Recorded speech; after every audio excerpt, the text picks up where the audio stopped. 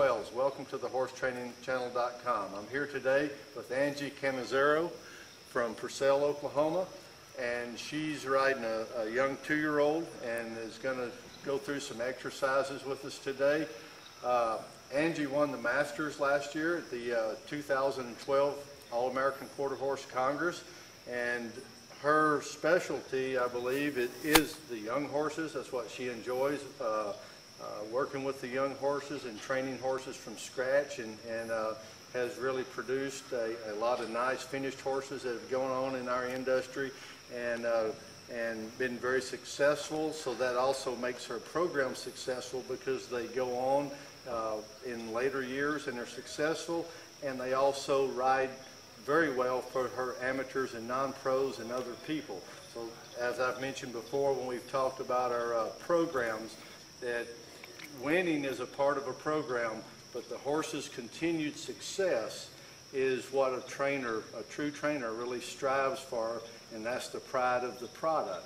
So with that, Angie, I'm going to let you start moving your horse and begin with the lesson. Thank you, Clay. Right, thank you. I'm going to start today with what I do daily on every horse that I do ride. This is an exercise that I teach them. Even the ones after about 15 rides, I start doing this. Obviously it's going to be a lot rougher looking at the first than it is now. This horse I've got entered in the Coghlan at the All-American Quarter Horse Congress this year, and my goal with him is to peak him at the Congress. And so he's not completely finished yet, but we're working that way. And so he does this exercise fairly good because he's had it done to him ever since I started him. So this is what I do every day on every horse. And my goal on this exercise is I want a perfect circle, as good a circle as I can make, direct, meaning the way that I'm going right now, and indirect. And I'll show you indirect momentarily. I want to be able to move all the horse's body parts. And what I mean by there is I break it down to their shoulders. The second part is their rib cage, and the third part for me is their hip. And I want to be able to take their neck and be able to move those. That neck will help me move those parts. What I do think that it will help is if you are able to take a horse's neck away from him and move those parts, I think they learn not to use their neck while moving. Therefore, I think that you are able to not have as much head bob as what sometimes you might see at a horse show. So I'll start right now, and this horse, I use a snaffle a lot on a 2-year-old, and I typically try to use, I keep my hands open, my fingers open, and I'll use 2 to 3 fingers. If I'm using all 4 fingers, then I need to probably be using my feet a little better. And I'll start off, and I'm going to take his neck away, and I want to be able to take it, if I want to my foot, to the point of his shoulder, and even if I wanted to go back straight. And I'm going to take my hand back here to my hip pocket, and then if I want to, I also like to use these circles. He's doing a really good circle right there. So I want to be able to throw him off of that and see if we can find the circle again. So if I want a side pass or 2-track out of this, then I can take my hand and 2-track out of that, and I just move it forward, and I open my body up and send him that way. And then let's find the circle again. Make that circle good. Now I'll demonstrate an indirect circle. Finish off our figure 8. Take my hand up his neck so he'll feel it. He'll feel that neck rein. And I'm pointing this hand where I want to go. And just making him step, step, and that's coming from my foot, my right foot. is push, release, push, release. The release is reward. Whenever he steps, I release. And I'll tighten his chin down and make it tighter. Obviously, whenever they're younger, in your earlier beginning stages of your training, you can't take it as tight. So the more finished he gets, the tighter I'm going to make these circles, the tighter I'm going to tighten his body up and see him up and make it more difficult. And then as I'm going, just do a direct, indirect. Make sure my shoulders are with his shoulders. If I want to send my shoulders with him, just like that, using my hips and my shoulders, he'll do that even without my leg. Just, I can move him with my body also. So there's 3 lines of communication there. I've got my hands, my body, and my feet. Okay, he's doing that pretty good. So now I'll increase the difficulty a bit, and let's go to a jog. Try it.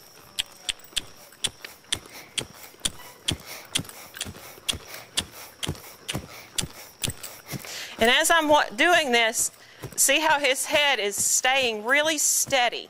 It's staying really steady. So if I was to turn his neck loose, then he just, see how he gets back out and it stays level. Just like that.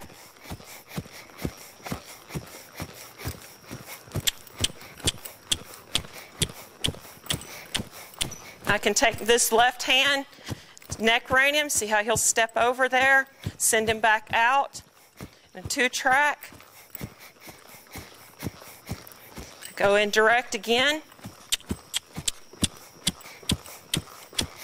Even in my indirect circle, once I get a good jog here, he's kind of coming up in his neck there. Using his neck, I'm going to bump that neck back down a bit, send him to his face. And I can even reach back with my left spur back here at his hip and move that hip just a touch. Okay, he didn't like that as well. Let's go back direct, reestablish.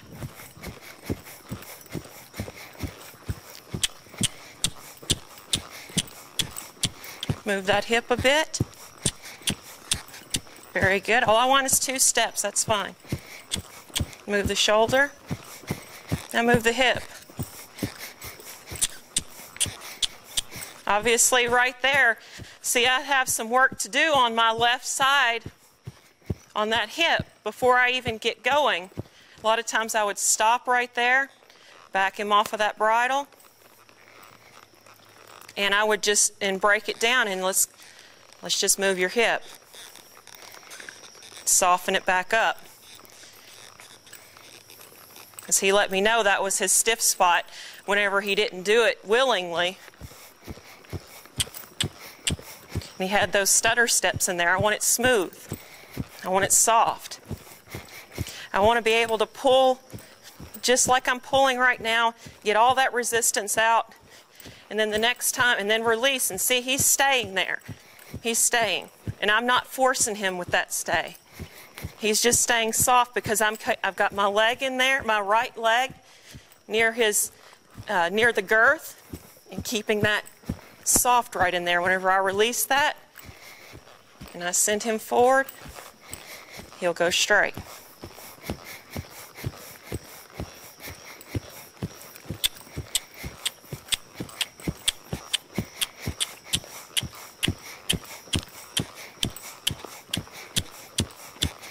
I believe this is a good exercise for me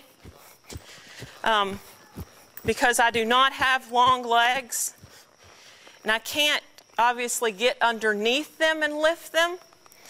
However, I can make sure that my left side of my horse is correct, my right side of my horse is correct and moving, meaning I break it, just split it down the middle, and I've got my shoulders, my rib cage, and my hip. And if I'm able to control those 3 parts in those circles, and I'm also able to, he's jogging correctly and he's not pushing on the bit, he's also not backing off the bit and not braking at his jog, then I feel like I have my balance forward to back And then I also feel like that he's not leaning left or right by controlling those parts. That's good. And what I was watching when you were doing that, Angie, Yes, sir.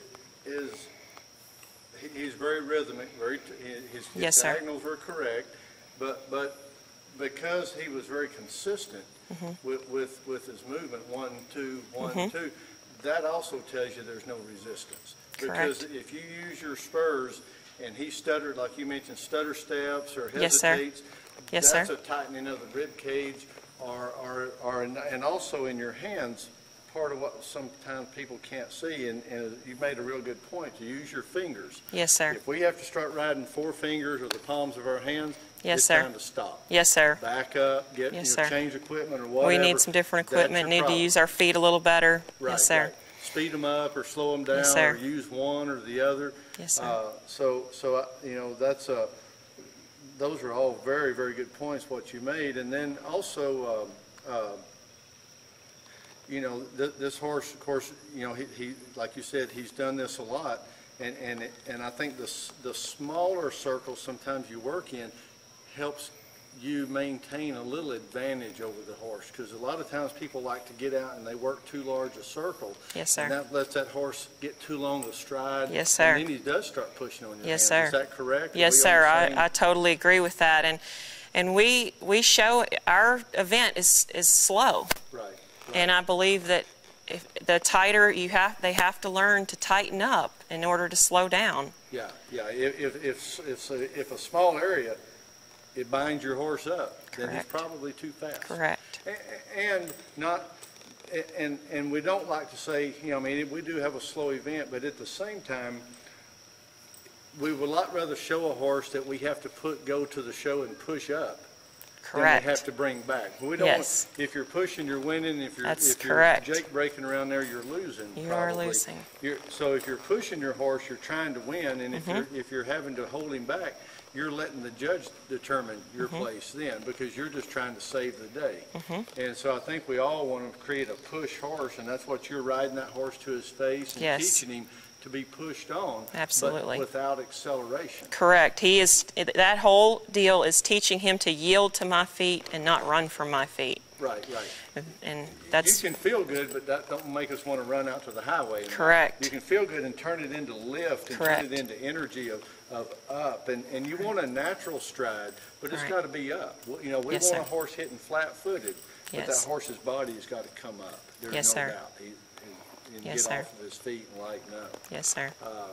And you know, I liked what I saw, and I thought that was a great exercise for anybody, you know, and you made some very valid points there with your hands and your feet and everything.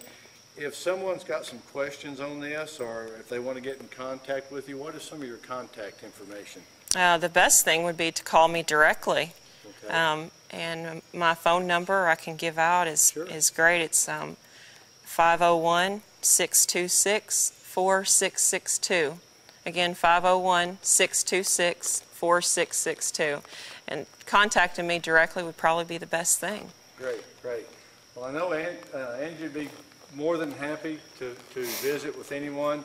And I know she likes to ride as much as the rest of us horse trainers do. And like I always tell you, if you don't call us and you don't take advantage of this opportunity, we might have to go get a real job. And That's we don't right. want to do that. No, sir, we do not. So we want to ride horses, and we want to help people, and we want to do things that are great and positive for the industry. So if there's anything that we can do, myself or Angie, please don't hesitate to call. Thank you. That was a great lesson, and we'll see you guys at the horse shows. Thank you.